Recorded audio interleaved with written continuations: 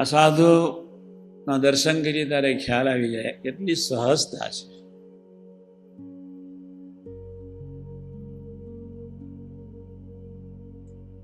આ એક દર્શનીય મૂર્તિ મને ખૂબ ગમે છે.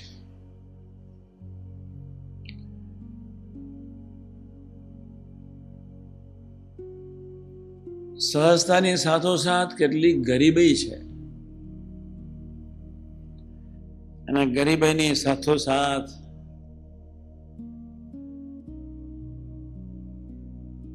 જાણે બધાના જ થઈને હું રહી જવું એવી કોઈક અંતરના ઉડાનમાં મૂર્તિની ઝંખના છે. આ મૂર્તિ એવું કે છે કે મારે તમારી પાસે કોઈ અપેક્ષા નથી. મૂર્તિ એવું કે છે હું કેવળ તમારો થવું, તમારું રહું, તમારી સેવા કરું. બહુ ધ્યાનપૂર્વક મૂર્તિને નિહાળજો. એક અંતરના ઉડાનમાં કે એની ભાવના એવી સમાયેલી છે.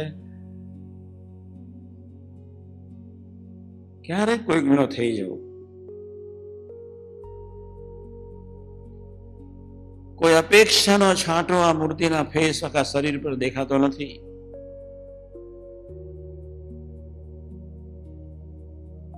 એ કેવા ગરીબ હશે,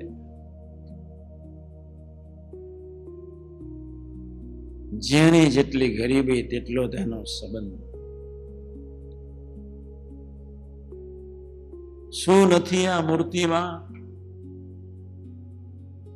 સગુણ અને નિર્ગુણ સ્વરૂપને ધારણ કરનાર વેદો જેનું વર્ણન નથી કરી શક્યા એવી એની ઓરિજિનાલિટીમાં રહેનાર પુરુષ સગુણે સ્વરૂપ ને નિર્ગુણે સ્વરૂપ બહુ વર્ણન કર્યું છે મેં તમને આ મૂર્તિનું.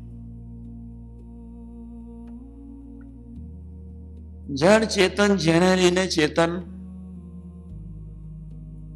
પ્રકૃતિ જેને લઈને નિરીક્ષમ, પ્રાણી માત્રનું હલનચલન જેને લઈને, અને છતાં વ્યક્તિ એક માનવ જેવી માનવી સાથે માનવ થઈને રહીને કોઈ અપેક્ષા ના રાખી.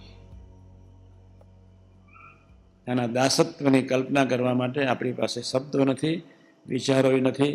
વિચારો થંભી જાય એવું એનું દર્શન છે. યોગી બાપા પ્રેમ તણો અવતાર. મારે તમને એક જ વાત કરવી છે.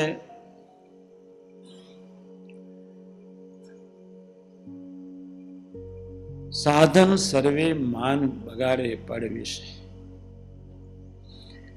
હું તમને ક્યારેય એવું નથી કહેતો કે તમે માન આજે ને આજે છોડી દો, પણ હું તમને એટલું તો કહી શકું કે તમે જયારે માનથી નપાસ થતા હોય ત્યારે રાત્રે સ્વાધ્યાય ભજન તો કરો, અથવા તમારું માન આજે એક જ નિયમ તમને હું આપું છું. તમને તમારો કામ દેખાશે, તમને તમારી ઈર્ષા દેખાશે, તમને તમારો ક્રોધ દેખાશે. મહત્વાકાંક્ષાનું માન, સ્વસારપનું માન, સાત્વિક માન, ગુણોનું માન,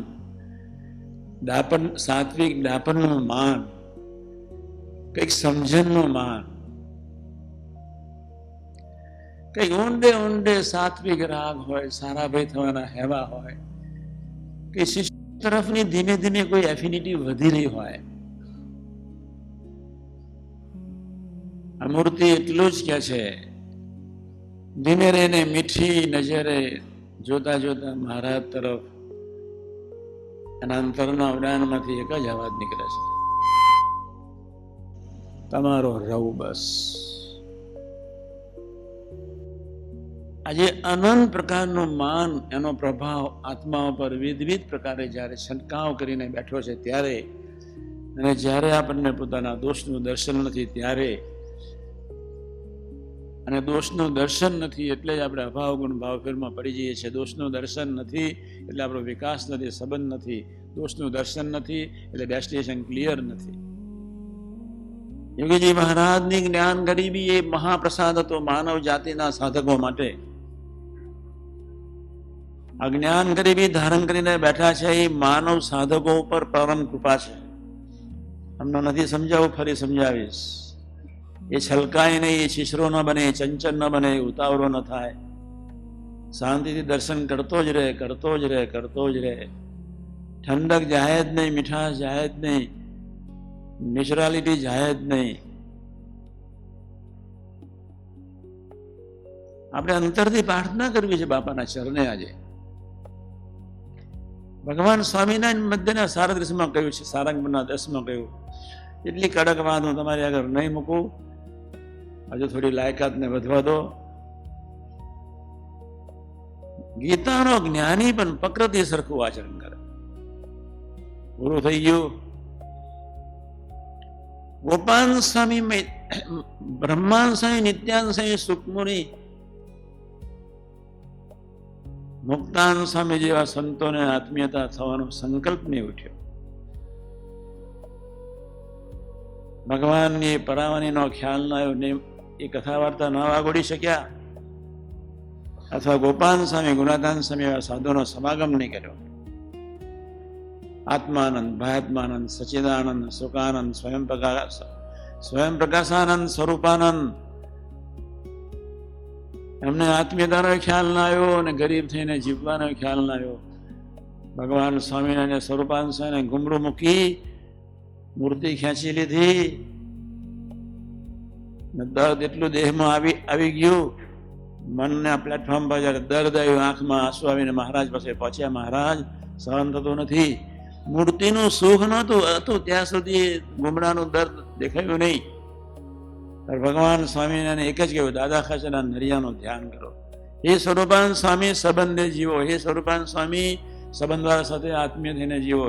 હે સ્વરૂપાનંદ સ્વામી, સંબંધવાળા સાથે નહિવત થઈને, જીરો થઈને જીવો. જે સ્વરૂપાનંદ સ્વામી મૂર્તિ સિદ્ધ પુરુષ, આત્મીયતા અલગ ચીજ છે, સહજતા અલગ ચીજ છે. યોગી ગીતા એટલી બધી અદભુત યોગી મહારાજે લખી નાખી છે. યોગી મહારાજ કે કોણ મોટા શ્યામાં સમયેલી છે, કેટલું સાદું ને સીધું. કોણ મોટો લે? આપણામાં મોટો કોણ? આપણામાંની સાક્ષાત પુરુષ એ આપણને શું આપવા માંગે છે? સાચી મોટપ શામાં છે? યોગી મહારાજ એટલું જ બોલ્યા, દાસનો દાસ છે ને વર્તે મોટો. અનંત સૃષ્ટિમાં સર્વવ્યાપી, છતાં દાસના દાસ બન્યા,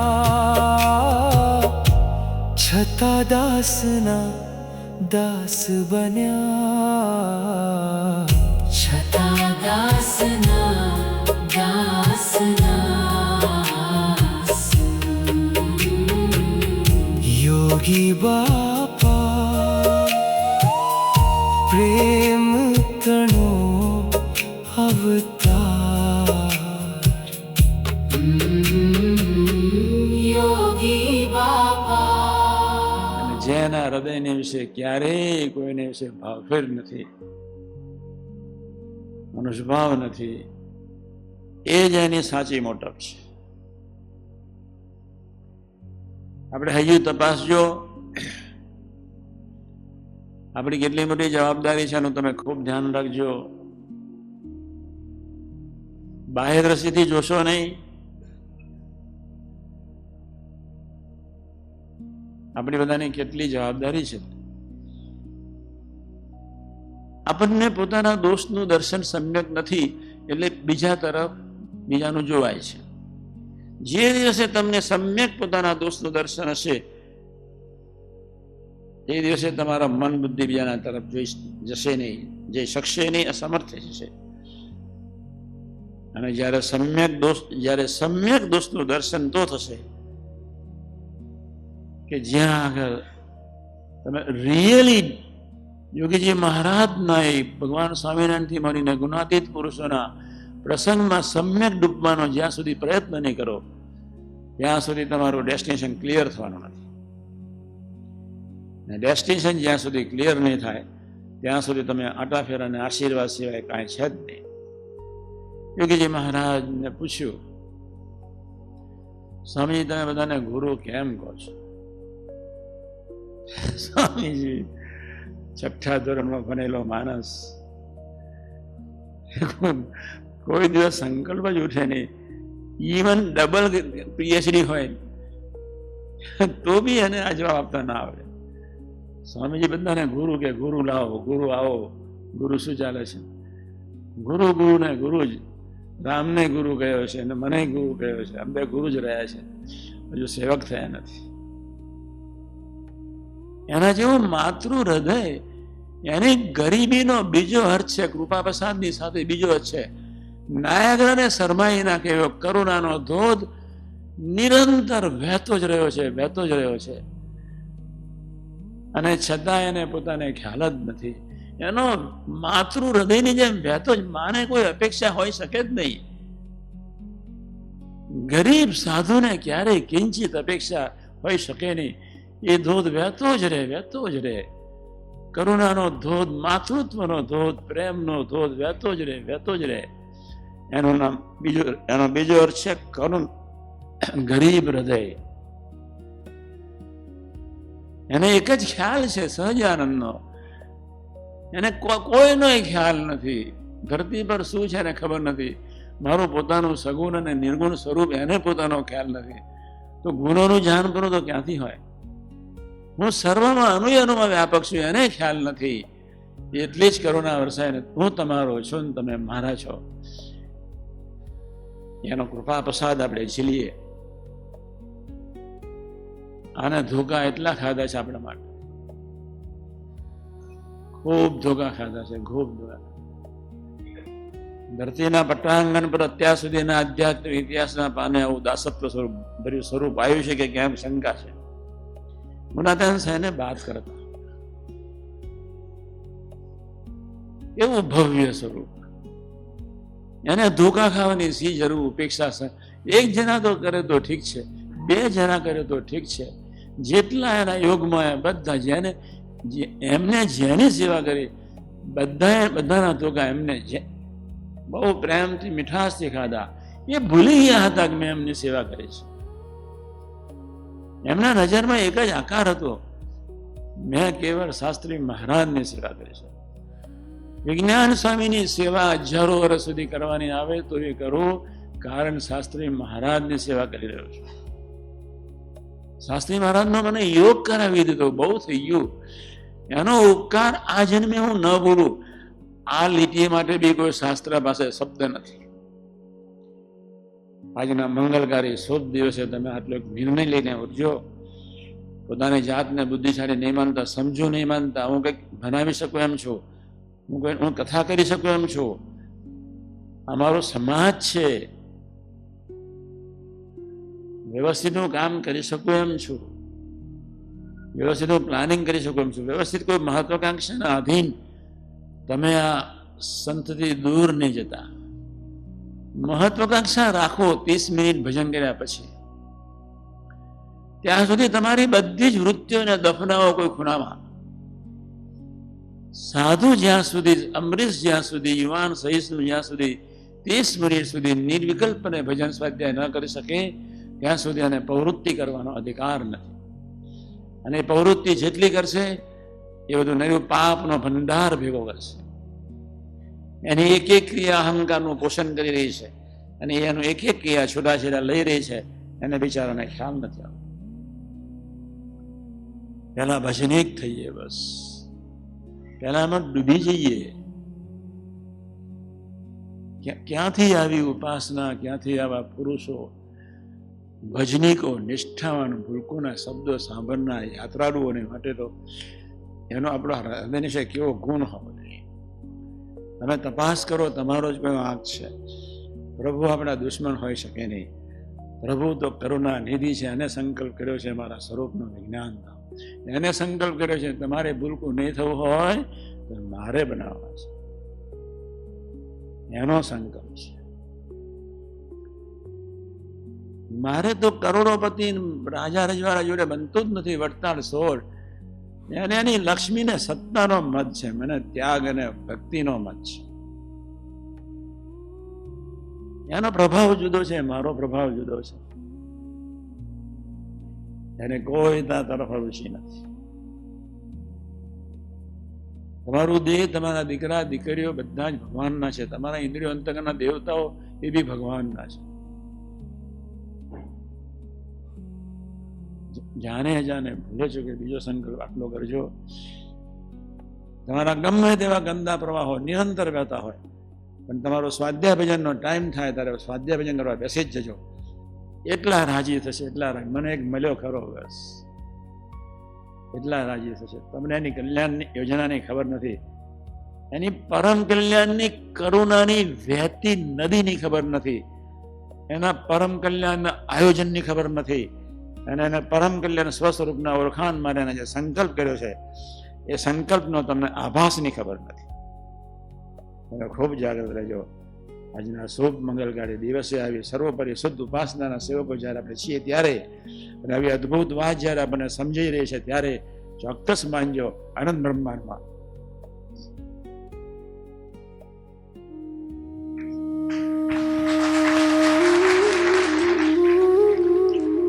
योगी बापा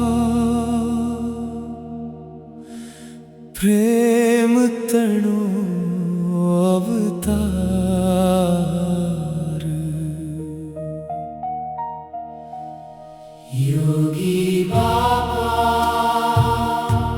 प्रेम तणो अवतार एना हेतनो टूटे नहीं तार योगी बाबा प्रेम तणो अवतार योगी बापा प्रेम तणो अवतार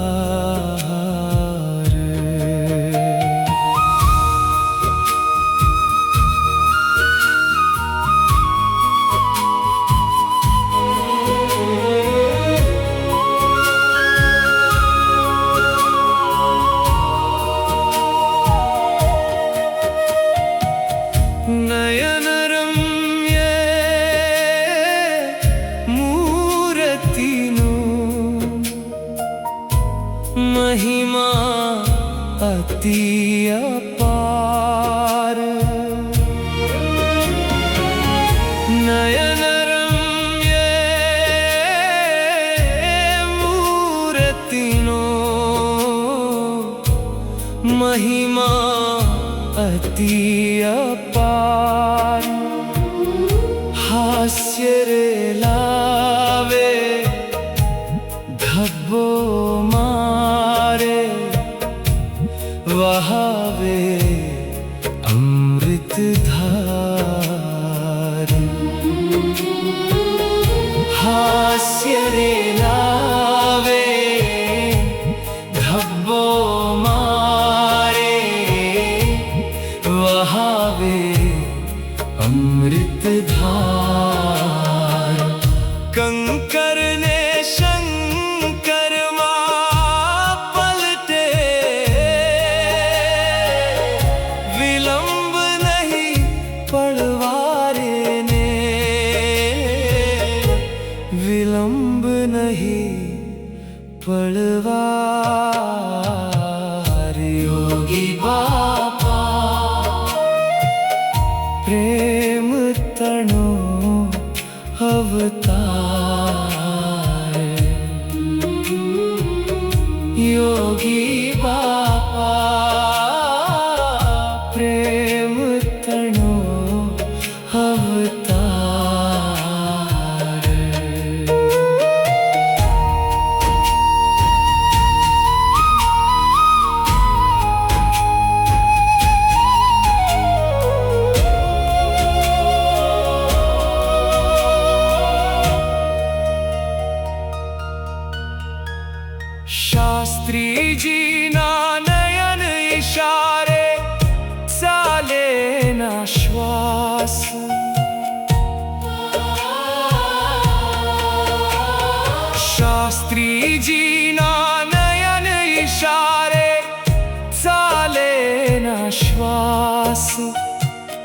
रखे मने कोई ओळखे है एवी आश रखे मने कोई ओळखे है एवी आश अनंत सृष्टिमा सर्वव्यापी छता दास ना दास बन्या छता दास ना दास बन्या छता दास ना दास